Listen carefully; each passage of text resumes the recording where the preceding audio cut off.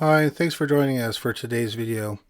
Please make sure you stay tuned after for a clip from the latest video from our new channel, Paranormally Listed. It's a video about 3 people who predicted their own deaths. Before we get started on today's video, we want to bring you word from our amazing sponsor, Private Internet Access. Private Internet Access is a fantastic VPN service with over 30 million downloads. They're the most transparent VPN in the world. They have even proved in court several times that they never store user data and they have a no-log policy. What Private Internet Access does is change your IP address and reroute your internet through an encrypted tunnel. So it hides your online activity from your internet service provider, network administrator, and government censors, something that might come in handy if you're searching the internet for information on serial killers all day. It is the most customizable VPN available, so you make your VPN experience your own. One of my favorite things is that Private Internet Access works with all major streaming services, so I can watch content from all over the world. It's also great for P2P file sharing and torrenting. Also, their VPN software has some great safety features. It blocks ads, trackers, and malicious websites. I want you to keep your online activity private, and I want you to stay safe online, so I think you should check out Private Internet Access. The great news is that Private Internet Access has a great deal for criminally listed viewers. While using the link in the description, you can get a 3-year subscription to complete digital privacy for less than $2 a month and 4 extra months for free. That's only $1.98 per month and 84% off. That's right, you get high quality VPN for less than the price of a cup of coffee. It's also risk-free. They have a 30-day money-back guarantee, and they have a highly skilled team of customer service experts who you can contact 24/7. Protect yourself online by getting Private Internet Access by clicking on the link below this video. Number 3. Fumio Takabe. Fumio Takabe was born and raised in Japan. In 1987, Fumio and her husband, Shagaugi, and her 2 sons, Yoshiki and Hiroki, moved to Vancouver, British Columbia, Canada. Shagaugi was a chef at a popular seafood restaurant. By all accounts, he was hardworking and he was well paid. It did not appear that the family had any financial problems. In fact, there were no indications that anything was wrong with Shagaugi's life. While Shagaugi seemed to be enjoying his new life in Canada, his wife, Fumio, wasn't happy. In December 1989, 2 years after the family moved to Vancouver, Fumio purchased one-way plane tickets to Tokyo, Japan. But she never picked them up. On December 12, 1989, the police were called to a horrific crime scene. Bodies of 6-year-old Yoshiki and 4-year-old Hiroki were found in the living room. One of their bodies was on the couch. Another was behind a partially set up pup tent. They both had been strangled to death with a tie or a bandage. 39-year-old Shagaugi was in the bedroom. He had been stabbed to death.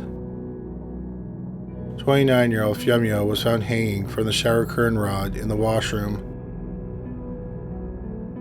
The police could not determine the order that they were killed, other than that Fumio died last. No one is sure why Fumio killed her family. Yes, she was homesick, but if that was the case, why didn't she pick up her tickets and fly home? Tragically, we'll probably never know the answers to these questions because Fumio took her motivations to the grave. Number 2. Ethel May Franken. In the early 1980s, the city of Appleton, Iowa, had a population of just over 1,000 people. In early 1983, it was home to the Franken family. 37-year-old Darrell worked at the John Deere factory in nearby Waterloo, Iowa. His 33-year-old wife, Ethel May, taught Sunday school. They had 3 children, 13-year-old Troy, 11-year-old Valerie, and 6-year-old Dustin. The family lived across the road from the children's elementary school. Ethel had recently been suffering from some mental health problems, including depression. On January 14, 1983, she returned home after a 5-week stay at a psychiatric hospital. On January 17th, Ethel went to a women's Christian group. At the meeting, she asked a friend for a ride to a psychiatric appointment the next day. Her friend agreed to help her out and said she would pick her up the next morning. The next morning at 5:30, one of Daryl's co-workers arrived at the family's home to drive Daryl to a carpool area. But there was no answer at the door. His co-worker thought that this was odd because Daryl had only asked for the ride the day before. When no one answered the door, the co-worker left. At 9:45 a.m., Ethel's friend arrived at the family's home. Once again, no one came to the door. So she went to a neighbor's home and tried reaching the family on the phone. But there was no answer. They decided to call the children's school. They learned that none of the children attended school that day. They also called the John Deere factory. It turned out that Daryl had not come in because he had taken a casual day. Ethel's friend and neighbor were concerned, so they called the police. The police chief did not think that they had enough cause to break down the family's front door. Instead, Ethel's friend climbed in through an unlocked window and opened the door to let the police chief into the family's home. The police chief entered the master bedroom and was startled when he found 2 dead bodies. On the bed was 33-year-old Ethel. About 10 feet from the bed, on the floor, was the body of 37-year-old Daryl. In another bedroom and in an adjoining room, they found the dead bodies of 13-year-old Troy, 11-year-old Valerie, and 6-year-old Dustin. One of them was in bed, and the other 2 were lying on the floor in an adjoining room. Daryl and all the children had been shot twice in the chest with a small caliber handgun. The gun was on the bed next to Ethel's body. She had also died from a gunshot wound. The police chief quickly concluded that Ethel had killed her family.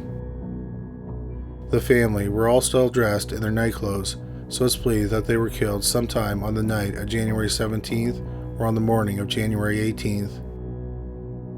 A clock had been unplugged at 4 a.m. So the police thought that they were killed sometime around 4 o'clock on the morning of January 18th. The police found a short note written by Ethel.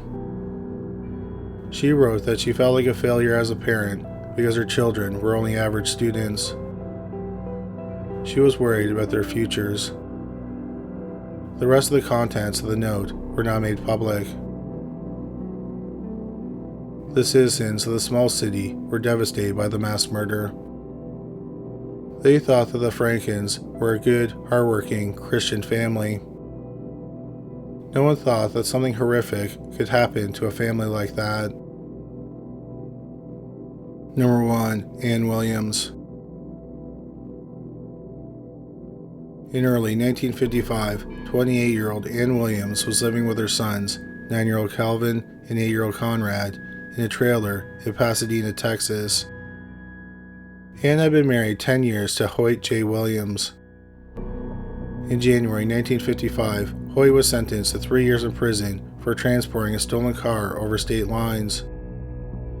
He was serving his sentence at a federal prison in Atlanta, Georgia. In Pasadena, Ann worked at a 5 and dime store as a clerk. On February 17, 1955, a co-worker of Ann's, Marie Grimes, reported Ann missing. She became worried after Ann didn't show up for work. Also, a few weeks earlier, they had an odd interaction. Ann gave Grimes a sealed envelope and said she should only open the envelope if anything happened to her. So when Ann went missing, Grimes opened the envelope. Inside was a key to Ann's 1950 Cadillac. There was also a blank check with Ann's signature on it and instructions to take care of her sons, Calvin and Conrad, until their grandmother arrived to take care of them. What was extra odd was that Calvin and Conrad were also missing. The police started a search for the missing family. 6 days later, the police received a disturbing phone call from a man named Morris Johnson. Morris was a friend of Ann's, and he owned a wrecking yard and a garage. Earlier that day, Ann came to the wrecking yard and talked to his wife. Morris noticed that Ann seemed to be nervous about something. His wife asked Ann to join them for lunch. Ann then said she had some spoiled venison in the car. She was wondering if she could bury it behind the garage. Morris said that his 19-year-old son, Clayton, took the 4 packages and buried them. Even after the packages were buried, Ann seemed nervous. She told Clayton to make sure the packages were buried well because they were illegal game that were killed out of season. Clayton then said he planned on going to Alvin, Texas to see a movie with a friend. Ann gave him a ride to the movie theater.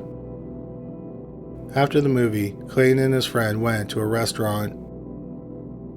At the restaurant, he was skimming through a newspaper and he happened to notice a story about Ann and her 2 sons being missing. Clayton then got a bad feeling. When he went home, he went behind the garage and he dug up the packages. The packages were not rotten venison. Instead, they contained the dismembered bodies of 9-year-old Calvin and 8-year-old Conrad. This led to Morris calling the police. The police learned earlier that week Ann had purchased a new car. When she bought the car, she gave the address where she was living. It was an apartment in Houston, Texas. The police went to the address and arrested 28-year-old Ann Williams for the murders of her 2 sons. Ann initially denied killing them. She said she came home to the trailer on February 16th and she found the boys dead. She thought that they ate some sleeping pills that she bought in Mexico. She waited until that night and then loaded their bodies into the car. She took their bodies to the new apartment she rented in Houston and put their bodies in the bathtub. After 3 days, she knew she had to get rid of them. She tried to cut them up using a butcher knife, but she found that the knife was too dull. So she purchased several single-edged razors. It took a lot of work, but she managed to dismember both bodies and put them into 4 packages. She stored the remains in her icebox until the smell became unbearable. She then went to Morris Johnson's wrecking yard and his son buried the remains. The police did not believe that Ann's son's deaths were accidents. The medical examiner said it appeared that they died from blunt force trauma. Ann later said that she gave the boys sleeping pills, hoping that would kill them. But when she saw they were still breathing, she strangled them to death with a large handkerchief. When Ann was asked why she did it, she gave several reasons. She said she was ill, and with her husband in prison, she couldn't look after the boys. She also said that other children made fun of her boys because their father was a convict. So she wanted to put them out of their misery. She had planned on killing herself, but she didn't end up going through with it. She then said she wanted to die in the electric chair. Ann Williams went to trial several months later in November 1955. She pleaded not guilty by reason of insanity. But then, at the start of her trial, a plea deal was struck. Ann would plead guilty to both counts of murder, and she would be sentenced to life in prison instead of being sentenced to death. She was sent to serve her sentence at the Goree State Prison in Huntsville, Texas. It's unclear what happened to her after that. If Ann Williams is still alive today, she would be about 94 years old. Thank you so much for watching today's video. We just want to say a big thank you to Private Internet Access for sponsoring this video. Protect yourself online. Check out their link in the description box below this video. And now, here's a clip from our latest video 3 people who predicted their own deaths from our new channel, Paranormally Listed. When Kathy was in the 7th grade, a good friend of hers died of heart disease, and she was devastated by the loss. Kathy's mother, Vivian, moved them to Las Vegas, Nevada to give Kathy a better environment to grow up. Kathy made new friends in her new city, and she blossomed. But she had long been plagued by the premonition of her own death. As a kid, Kathy told her family that she was going to die at an early age. When Kathy was 8 years old, her premonitions got more specific, and she told people that she wouldn't live past the age of 16. As her 16th birthday approached, Kathy was stressed out because the feelings that she was going to die became stronger. One day she was crying, and she told her mom that she didn't want to get older. Her mother said, "Kathy, we all have to grow up. It's not the easiest thing in the world to do, but we all do it." Kathy responded by saying, "I'm not going to." You can find a link to Paranormally Listed on the top left hand of the screen. You can also find a link in the description below this video. But that's all for today. Thanks again for watching.